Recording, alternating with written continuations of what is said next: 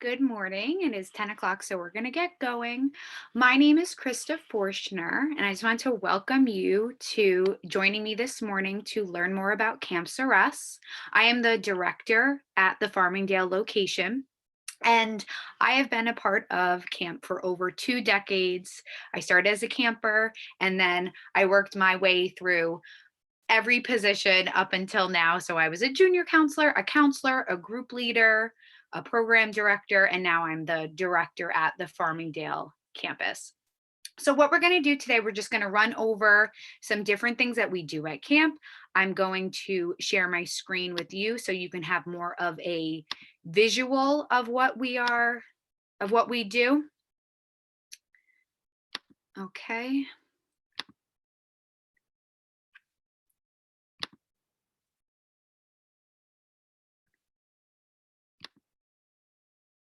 Okay. So what we are going over today is just, let me see if I can make this bigger.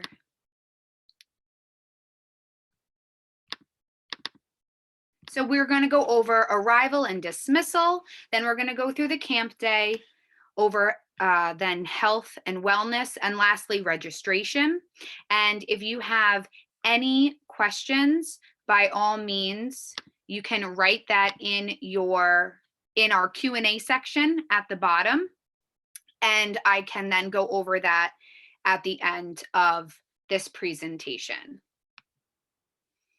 Okay, so here is our lovely campus. Okay, so we are located in Farmingdale and we are on Cherry Street. We are right behind St. Killian's Church, and that's what we're St. Killian's School. So what's great is that we have access to the entire building in the summer. And so when you are arriving at camp, all right, our camp day goes from 9 to 5. So when you arrival starts for a regular camp day, not early morning extended hours. Our arrival time starts at 8:40 to 9:10. And what we have, because of last summer, everything was different. We now have something called valet arrival. So that way you can pull into our back parking lot, drive your camper right up to, we're going to have a tent and our staff will be there. And our staff is going to they're going to approach your car. They're going to take your child's temperature. We're going to run through the standard questions. And then your child can exit the vehicle with their mask on their face. And from there, they will be escorted into the building. Their hands will be sanitized and they will go to their appropriate group. Now, the same thing that you do in the morning, you do in the evening when you come to pick up your child for pickup. So there's the same area you're going to pull in, but this time you're going to need your photo ID. So you're going to have your license to show that you're the person coming to pick up your child. You do have accessibility to putting as many people on the roster to pick up your child as you want. So your neighbors, your family members, anybody that you want to pick up your child, you're going to put them on this list, and then as long as that person has a photo ID, then we will be able to dismiss your child to you. But it'll be the same thing. Parents, you will always stay in your car and your child will come out to you unless you have a child that has to go into a car seat. Of course, then that is when you would come out of your car and get your child into your vehicle safely. And we just always ask that parents have a mask on as well. So our day is, like I said, 9 to 5. But in the morning, if you are interested in dropping off your child earlier than that, all right, we are there as early as 7:30. So from 7:30 to 8:40 is our AM extended hours.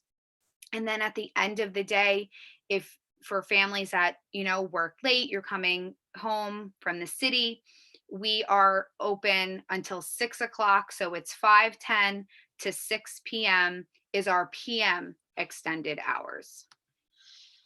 All right, so here is an overview of what our campus looks like. So this is Cherry Street, and the front of our building is on Cherry Street. What you're going to do is you're going to turn onto West Drive and enter through our back parking lot. And you're just going to follow the arrows. The arrows are on the concrete, and you're going to go up towards the front of the parking lot, and there's going to be doors over here that we will be entering. There will be a tent, and that is exactly where you will be dropping off your child. And then to leave, you're going to exit the same gate you came in, and you're just going to follow those arrows again to leave. And you can go down Rose Street, or you could go back to Cherry, but both will exit the neighborhood back to a main road.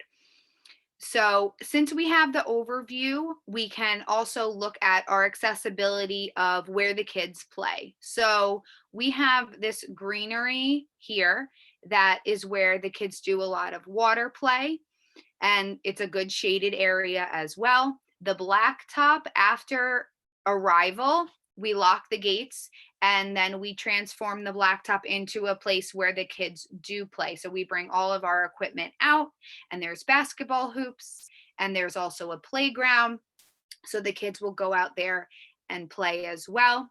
And then this big portion here of our building is the gym, which is great. It's very large. And another perk is that the gym is along with all the other rooms that we use in our facility, they are air conditioned. So we don't have to worry about the really hot days, because the kids do get to come in and cool off. And though it is not seen on this photo, but down here is the Farmingdale Fire Department. So that always made me feel safe to know that if there was an emergency, the fire department is very close to us. All right, so looking back at 2020, right? So last summer was completely different for us, but what's great is that we kept preparing in case we got the go ahead to open camp, and we did. So we were ready to go, but we had to make camp look different. There were adjustments made to help us successfully navigate through the summer, and we did a lot of redeveloping programming. So trips were taken away, but we increased the programming, we increased water play. So from what past summers looked like, we would go swimming and bowling twice a week. So that's why we increased the water play, and we brought a lot of things to campus, such as this humongous slip and slide where the kids would run. It's like it was a blow up slip and slide, so the kids got to run, go through the slip and slide, the water's pouring down on top of them, and then they landed in a pool at the end. We also had another blow up, it was a rock climbing wall, so the kids got to climb up, and then at the top then they get to slide down. So there were different activities, events, and themes brought in to make up for the trips that were lost. So now looking forward for 2021, okay, so there's going to be, up until the day that camp starts, there's going to be new guidelines. So we have the expectation that we'll be able to leave campus, and we have the expectation that we will be able to go swimming and go bowling. But at this time, I cannot say for certain that we are. But even if we are unable to go out as much as we anticipate, what's great is that we brought in so many new things last summer. We will still be able to implement them and continue doing them this summer. So because we followed the guidelines, we had cohorts of each division, we did social distancing, everyone wore masks, we did cleaning. All of our campuses had zero transmission of COVID, and that's 10 campuses that we have throughout Long Island.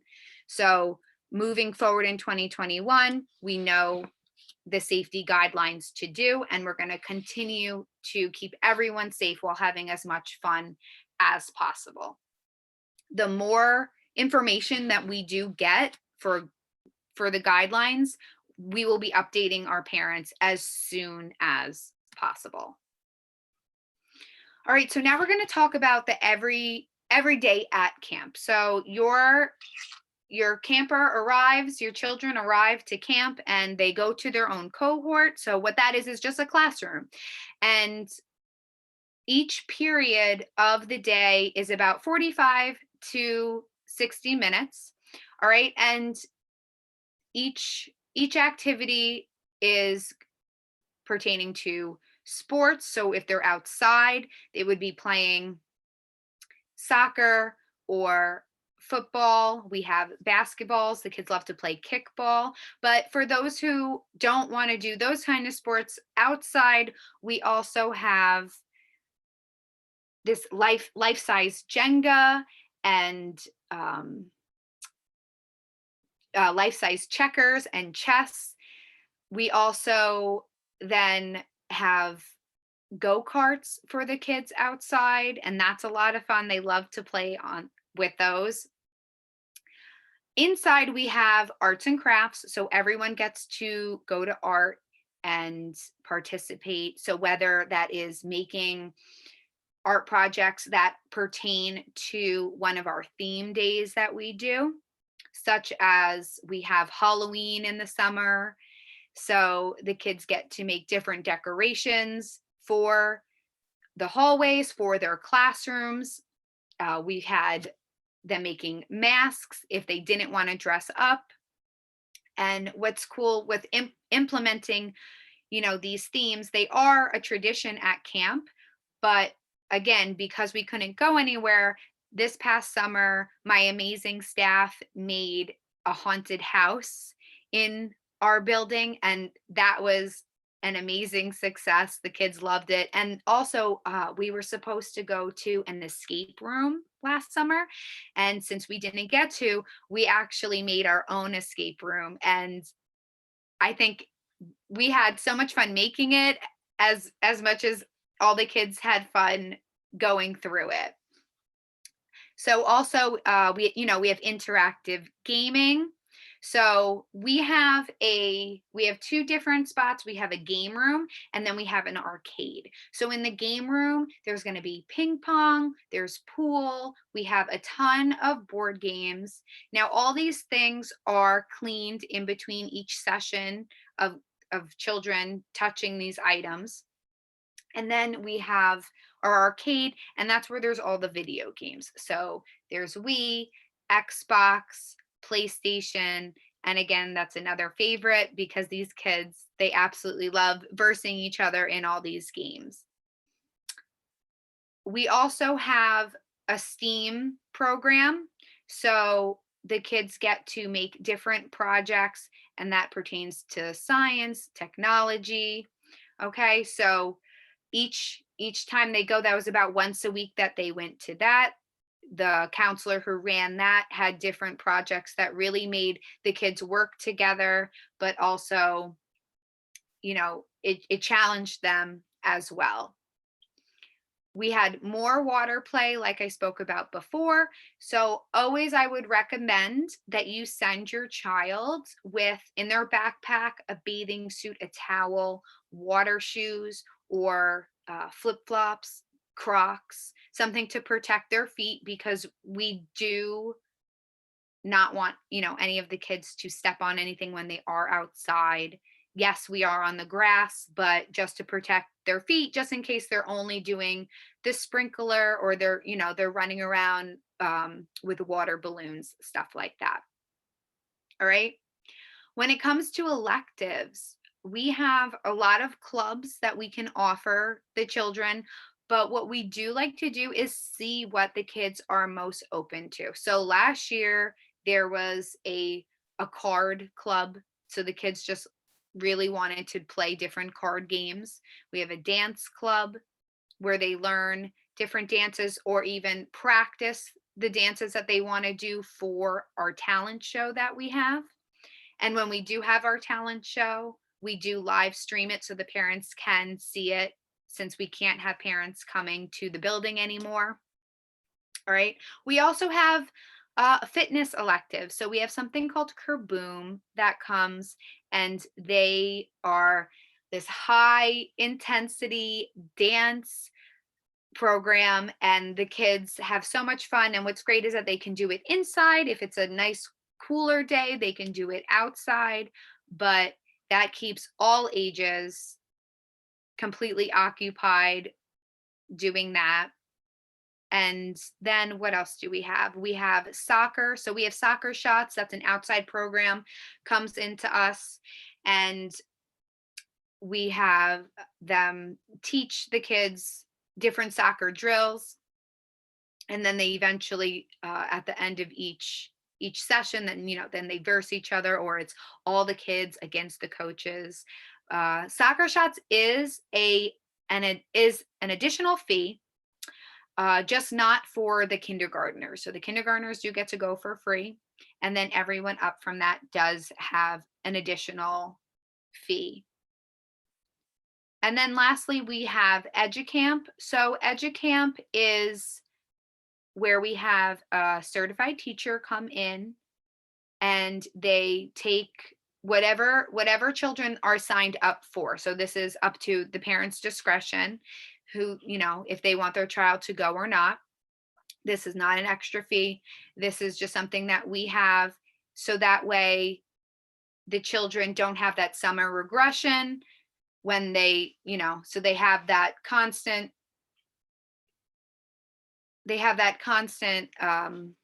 access to education throughout the summer, and that way when they get back to school, they don't feel like they are as far behind, or a little rusty. All right, so then we can look at the off-campus activities. So off-campus activities, again, they're going to be different. It just depends how many people are, allowed to be at the bowling alley or allowed to be at the pool. We are going to public facilities. Therefore, there is, a certain percentage that they only allow in. So we are in the works of talking to all the facilities that we, are used to going to find out what it is we can do and how they can accommodate us. So we do have to still consider the transportation and the safety behind that, and being socially distant when we are at public facilities. So the closer we get to camp, the more we will have knowledge on our guidelines.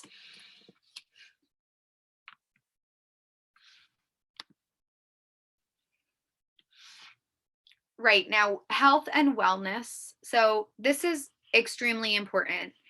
Camp Saras, our number one priority is the safety of everyone who is in our building, from our campers to our staff. So all senior staff members are health designees. Okay, so they walk around the campus and they have a first aid backpack on, or I like to wear my first aid fanny pack. And what that has inside are the necessary items if there is an emergency, from a CPR mask. We have the proper gloves, bandages, and then all the way just to Band-Aids and ice packs. So that way, no matter where you are on our campus, we are able to take care of the children immediately. All right. Our senior staff, also being health designees, we're certified in CPR, first aid, anaphylaxis, and food allergy awareness. So if your child has a food allergy, and and they require an EpiPen, that EpiPen would be located in their group leader's first aid backpack and will be available and around that camper all day in case they would need to use it. And that also goes the same thing if a child has asthma and if they need an inhaler. Okay, so again, that would be in the first aid backpack. And if the child feels that they need to take their inhaler, then that health designee group leader will be able to distribute that to them. We record everything. So if the child does take an inhaler, we have a written record, and that way we'd be able to let the parent know, but we also have that for the Department of Health as well. All right. All of our staff, they have to submit their yearly physical exams and immunization records to our health and wellness director. And lastly, home and camp communication is something that we do just to make sure that, the parents have a peace of mind when they send their kids to camp. So if something was to happen, and even if it's not a total emergency, but if your child comes in and they don't have a scrape, a bruise, or something on their leg, but during the day they fell down, they scraped up themselves, they got hurt, we will be giving you a call. I will be giving you a call, or the group leader will be giving you a call, just to let you know that what happened during the day, and just so that there's no surprises when your child is picked up.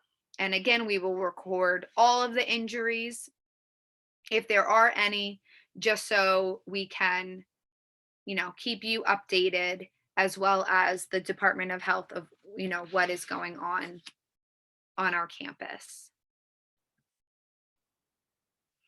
Okay, so now lastly, we're just going to talk about registration. So our camp is 8 weeks. So we are from June 28th to August 20th.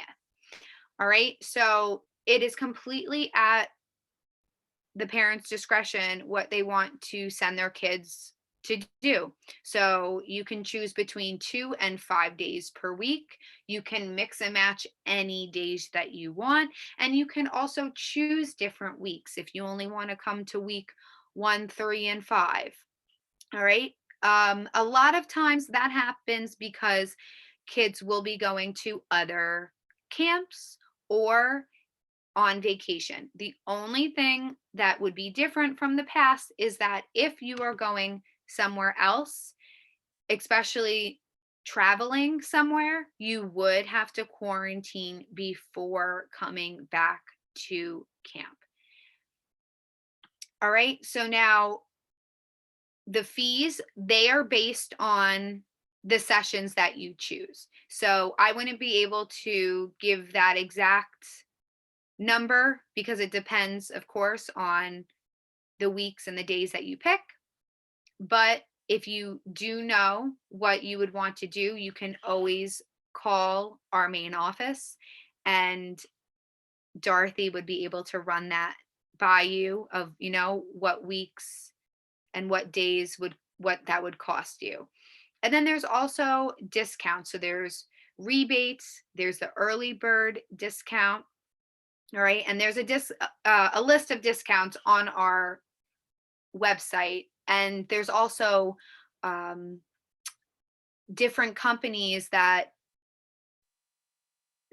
they give their employees discounts, such as I know Northwell Health gives employees discounts, as well as Nassau County Police. So if you are interested in looking at that, you can go to our website as well. And then when it comes to the payment plan, we like to make things as easy as possible. So our payment plan, you can pay in full if you choose, or you can pay monthly, whatever is easier for you.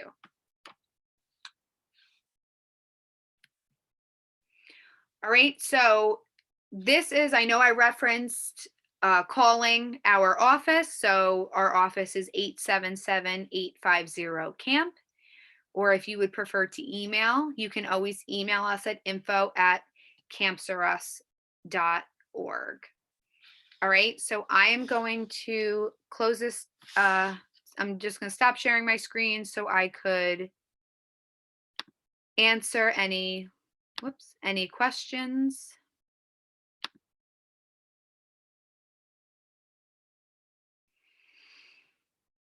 Okay, so you want to know handling food allergies when bringing in outside treats like ice cream trucks, s'mores day, like last year. Okay, yeah. So if anyone has a food allergy, we, of course, will have that information from all the records that the parents provide.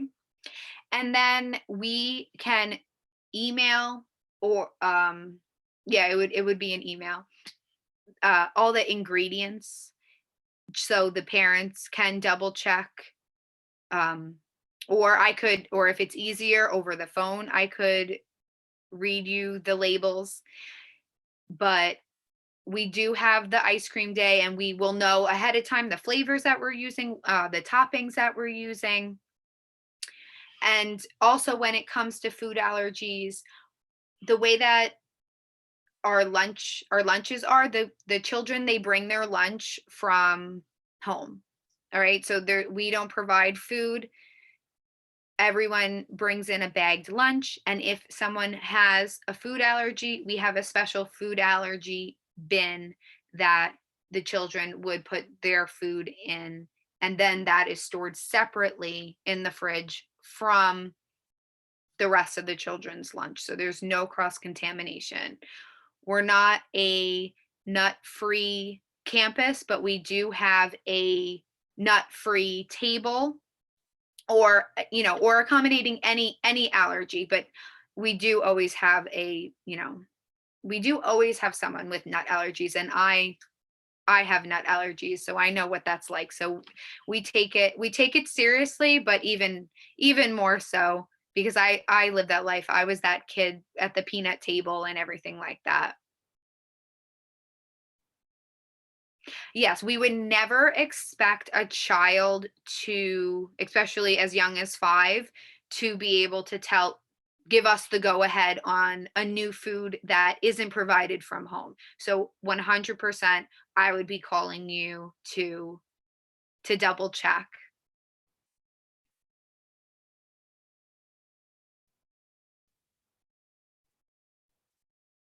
Now I know I ran through everything pretty quick, but if you do have any other questions, I'm 100% open to answering them. If not, then I just hope that you have a great weekend. It's supposed to be gorgeous out, so definitely get outside, get some sun, and I just hope that you stay safe, and I will be seeing you this summer. I'm just going to keep this on for a few more minutes in case another question pops up. If not, you are free to log off the webinar and have a great day.